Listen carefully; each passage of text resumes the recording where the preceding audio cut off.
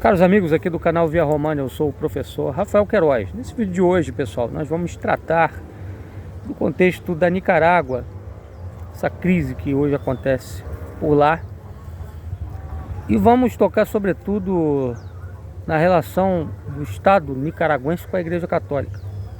Muita gente tem dito muita coisa, muita bobagem, inclusive, sobre esse assunto, principalmente em vista de um bispo ter sido preso e também alguns padres pelo governo da Nicarágua em face dessa repressão que vem sendo levada adiante pelo governo Daniel Ortega, inclusive chegando ao ponto de dizer que se trata de uma perseguição do comunismo à Igreja Católica. Não se trata nada disso, nós vamos mostrar por quê aqui nesse vídeo.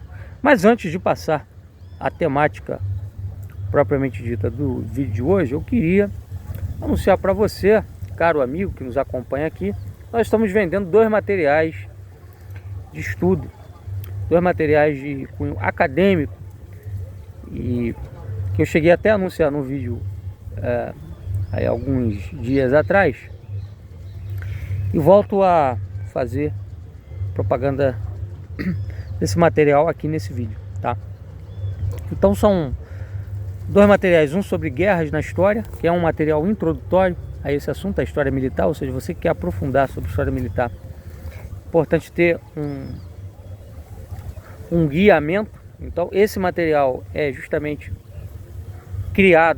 criado por mim para esse fim, para essa finalidade, para te guiar, te dar ali as chaves conceituais, os fatos, né, os temas principais aí envolvem a análise e o estudo das maiores guerras da história da humanidade. Esse material eu trago um resumo, uma síntese das guerras mais destacadas da história, a importância dessas guerras, para entender, né, a história humana como um todo. Esse material custa R$30. E um outro material é o curso de História do Fascismo Italiano, que nós já tivemos a oportunidade de dar aqui no canal, vários alunos fizeram. Nós estamos agora disponibilizando o curso na sua forma escrita, tá? São mais ou menos 90 páginas, 5 capítulos, em que nós abordamos a história do fascismo italiano em suas várias facetas. Não é um material de caráter apologético, mas sim acadêmico, histórico, que traz a bibliografia mais autorizada sobre o assunto, pouco explorada aqui no Brasil. Então é um curso inédito, e esse curso, no caso, custa R$50. Então, R$30 Guerras na História, R$50 História do Fascismo Italiano. Se você quiser adquirir os dois juntos, eu faço uma promoção, você leva por R$70, tá? Sairia por 80, sai por 70. Eu vou deixar então meu Pix aqui. Se você quiser comprar, você deposita esse valor no Pix, manda para mim um e-mail, vou deixar meu e-mail também. Você entra em contato comigo, eu te envio, melhor dizendo, depois que você fizer esse depósito, entrar em contato comigo, o material, tá bom? Então, pessoal, é isso. Vamos lá, vamos passar aqui para a temática de hoje, que é Nicarágua. Bom, antes de falar do que está acontecendo agora na Nicarágua, eu queria fazer um histórico breve sobre o país, né, desde ali iniciozinho do século XX até os dias de hoje. Então é o seguinte, a Nicarágua, ela sofreu no começo do século XX a política do Big Stick, do grande porrete, a política da doutrina Monroe, né, a América para os americanos. Então a Nicarágua era quase que vista pelos norte-americanos, era vista, melhor dizendo, como uma espécie de colônia, né? E onde inclusive os americanos mantinham tropas estacionadas para garantir os interesses das suas empresas. E ali por volta dos anos 30, né, um líder sandino, que é o pai do sandinismo, ele iniciou uma luta contra o imperialismo norte-americano, tá? E que ele não teve muito resultado. Então ali até os anos 70, a Nicarágua vai passar por diversas ditaduras, entre elas a do Somoza, que era um aliado dos Estados Unidos, e que vai ser derrubada pela Frente Sandinista de Libertação Nacional, FSLN. Ali em 78 e 79, essa frente sandinista, inspirada nos ideais sandinos, vai derrubar a ditadura de Somoza.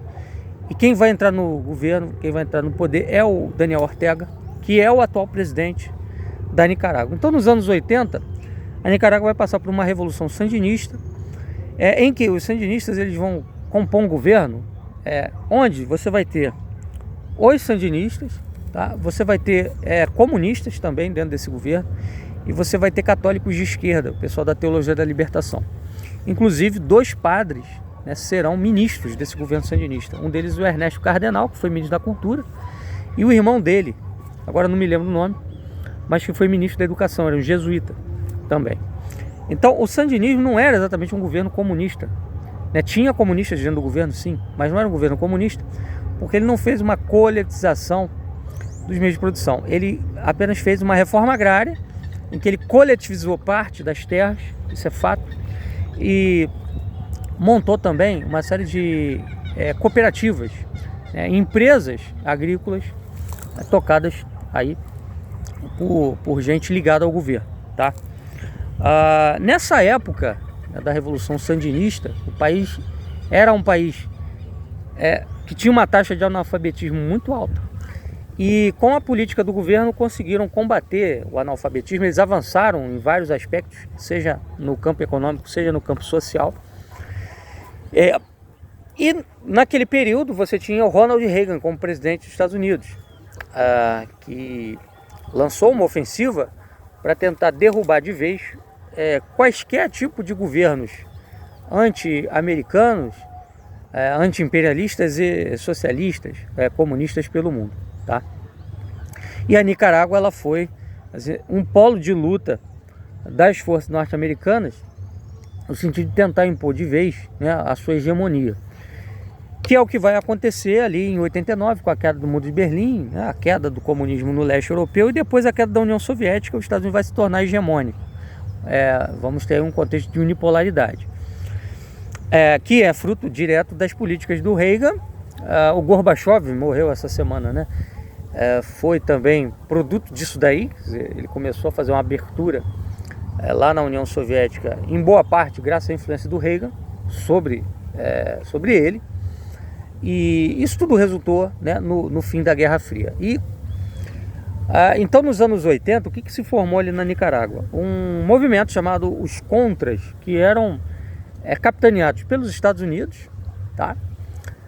Que lutavam contra o governo sandinista, e que inclusive contava com a participação de alguns católicos mais à direita, católicos direitistas, tá? Então o cenário que você tinha na Nicarágua dos anos 80 não era um cenário de um governo comunista realmente falando, estritamente falando, como fora na União Soviética, um governo que perseguia a religião, etc. e tal. Não, havia pessoas, inclusive ligadas à Igreja Católica dentro do governo, como eu falei, né? O Ernesto Cardenal. Tudo bem, eram católicos de linha esquerdizante, mas você tinha ali do lado dos contra católicos de linha estadunidense, direitista, né? De linha liberalizante, tá? Hoje, infelizmente, né, muita gente no meio católico torce o nariz para católicos de esquerda, mas católicos de direita pode, né? Não, a direita também não é uma ideologia que perseguiu a igreja. É só pegar, por exemplo, o que aconteceu na Revolução Francesa durante a fase em que a direita dominou, a fase girondina. Foi estabelecida a Constituição Civil do Clero, tá? Onde o clero foi obrigado a jurar em nome da Constituição e a deixar de obedecer o Papa, tá? Nas paróquias católicas foi estabelecida a democracia, né? Os párocos eram eleitos pelo povo, chegando ao ponto, inclusive, de ter judeu, ateu, agnóstico, protestante participando de eleição para pároco católico, né? E basta lembrar do seguinte, né? Fala-se muito aí de perseguição à igreja pelo comunismo, mas na América Central você teve o caso do Dom Oscar Romero, bispo que foi morto, né, pelas forças pró-capitalismo, pró-Estados Unidos, lá em El Salvador, tá? Então não me venham com essa história de que é só a esquerda que persegue a igreja. Isso é falso. Lembrar também que na Segunda Guerra Mundial os Estados Unidos lançou 2 bombas atômicas, né, em cidades que tinham presença católica, Hiroshima e Nagasaki, né? Eram cidades que possuíam a maior quantidade de católicos no Japão, né? Será que foi à toa? Foi por acaso que eles lançaram ali nessas 2 cidades, né? Eis a pergunta. Então você que é católico de direita, você tem que acordar para a realidade, não é isso? Bom, o que acontece? Nesse contexto, né, de queda da União Soviética, fim da Guerra Fria, etc., aí você teve o fim daquele período da Revolução Sandinista, foram convocadas novas eleições, e aí a Chamorro vence lá no iniciozinho dos anos 90, e ali começa a ser aplicada, começam a ser aplicadas as reformas neoliberais propugnadas pelo Consenso de Washington pelos Estados Unidos, na Nicarágua. E aí o país, que tinha conseguido dar saltos na economia, na sociedade, né, na cultura, ele volta atrás. Então o analfabetismo volta a crescer, a miséria cresce e o país se desindustrializa e etc. Tá? Isso vai levar, em 2007, o Daniel Ortega a voltar à presidência da República. Tá bom? E aí ele volta já num outro cenário. Tá? Ele volta já fazendo acenos para os Estados Unidos, em 2007. Ele volta fazendo acenos para alas mais conservadoras do catolicismo. Ele volta fazendo acenos, inclusive, para setores bancários, tá? Coisa que era impensável nos anos 80. Então o Daniel Ortega de agora não é o Daniel Ortega dos anos 80, é preciso que se diga isso. Em 2016, quando ele venceu mais uma eleição, ele venceu com o apoio de setores conservadores. Ele fez, inclusive, passar leis no país proibindo o aborto, proibindo militância feminista LGBT, entenderam? Para conseguir, né, governar com uma base conservadora. Inclusive fez aproximações com alguns banqueiros também, capitalistas, etc. E é com base nesse pessoal que o Ortega chegou para esse mandato que ele cumpre até os dias de hoje, tá? Só que o cenário na Nicarágua piorou muito, né? O país, por conta dessas reformas neoliberais, vive um atraso tecnológico, vive um atraso social e econômico. Isso piorou, né, com a pandemia. Tá? Cabe lembrar o seguinte, que a situação na Nicarágua era tão ruim em 2007 por conta desses ajustes neoliberais que foram feitos, que esses setores mais conservadores aceitaram a volta do Daniel Ortega porque sabiam que ele ia fazer ali uma política de investimento social que iria melhorar um pouco, né, a situação do país. Então eles aceitaram o nome dele, tanto em 2007 quanto em 2016, justamente por isso, tá? Mas aí veio a pandemia. Volto aqui ao que estávamos falando. E o Daniel Ortega, pelas informações que eu tenho, ele não teve um enfrentamento, né, sério aí a Covid e enfim, e não soltou pacotes consistentes, né, para segurar a economia do país nesse cenário todo de incerteza que a Covid trouxe para a economia mundial. Nós vivemos hoje uma retração da produção, uma quebra das cadeias né, de produção, das cadeias logísticas, etc. Isso tudo afetou todos os países, inclusive esses daí que são os mais pobres, né? Então a escalada da inflação também, né, que na Nicarágua também tem um impacto muito forte. Isso tudo trouxe um descontentamento, né, de vários setores com relação ao Daniel Ortega, setores que só estavam esperando uma crise para despoletar uma revolução colorida, que é o que está acontecendo agora na Nicarágua. Tá? O que está acontecendo lá é uma revolução colorida, capitaneada pelos Estados Unidos. Tá? Isso por quê? Porque o Daniel Ortega, em primeiro lugar, ele está fazendo aí, está tentando tocar um projeto de construção de um canal interoceânico, tá? Que vai acabar com o monopólio, né, do canal do Panamá. Tá? Esse canal interoceânico seria feito por uma empresa chinesa, sob o auspício de um empresário chinês, agora não me lembro o nome.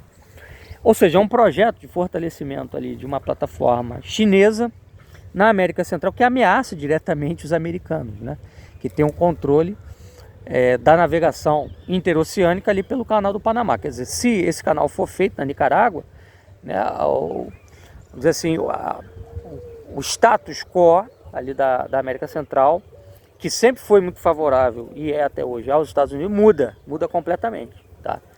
Então esse é o principal fator dessas manifestações sistemáticas hoje na Nicarágua, né, de estarem acontecendo essas manifestações hoje na Nicarágua. Claro que existe um contexto social ruim também, econômico ruim, isso também leva muita gente às ruas contra o governo, mas a organização, a orquestração é dos Estados Unidos E nesse sentido eles repetem a estratégia dos anos 80, né?